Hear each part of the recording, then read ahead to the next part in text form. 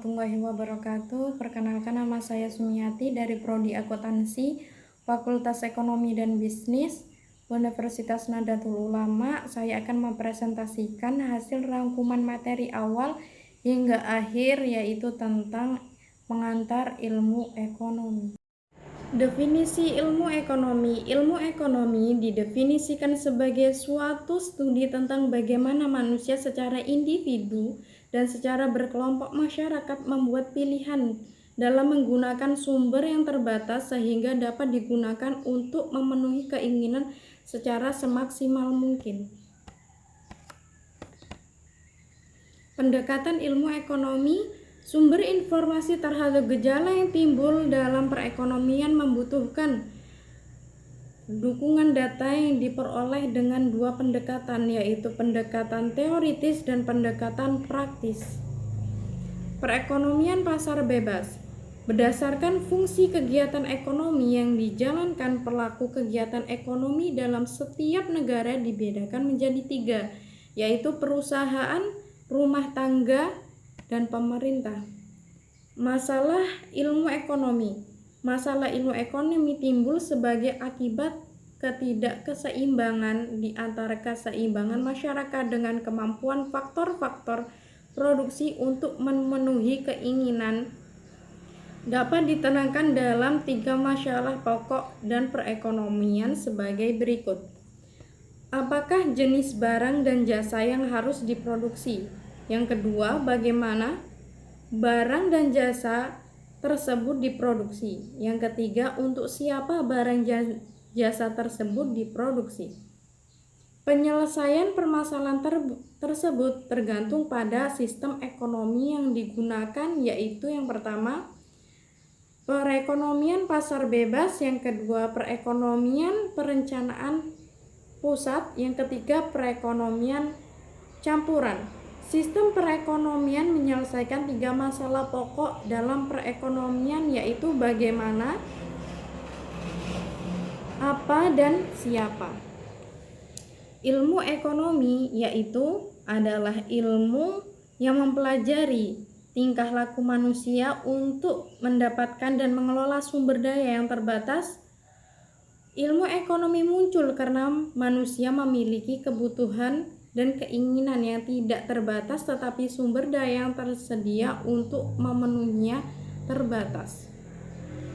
Terdapat dua ruang lingkup ekonomi, yaitu ekonomi makro dan mikro. Penjelasannya yaitu ekonomi mikro.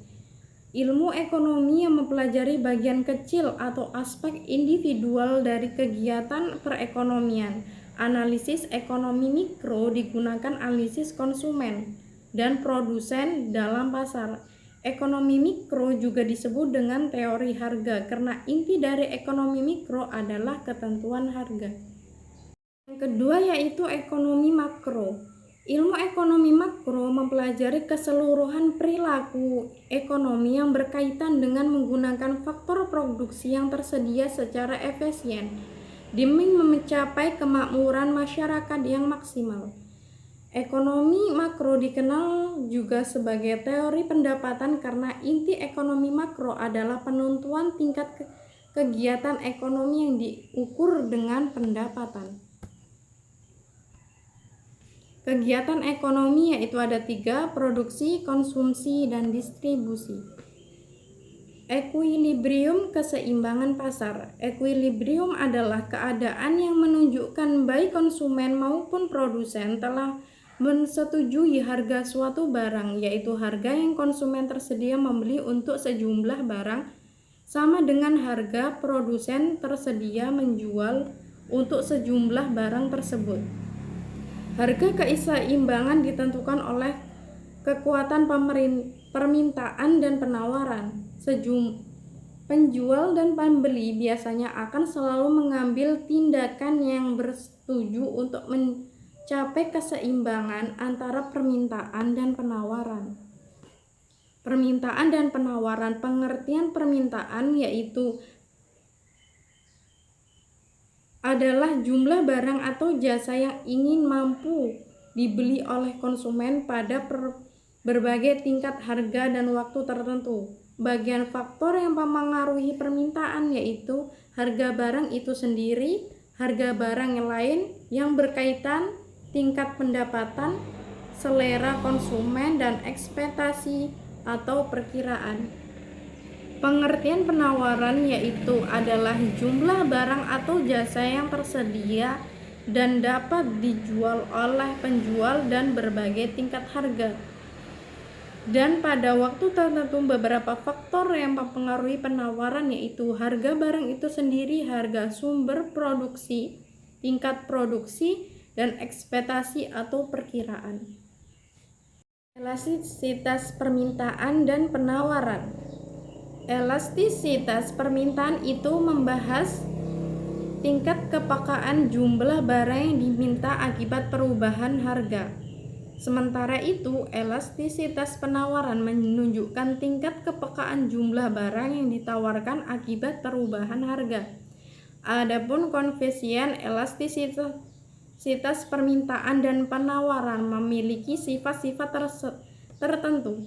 Sifat-sifat itu adalah: satu, permintaan dan penawaran bersifat elastis. Yang kedua, permintaan atau penawaran bersifat inelatis. Yang ketiga, permintaan dan penawaran bersifat unitary. Yang keempat, permintaan dan penawaran bersifat elastis sempurna atau tidak terhingga.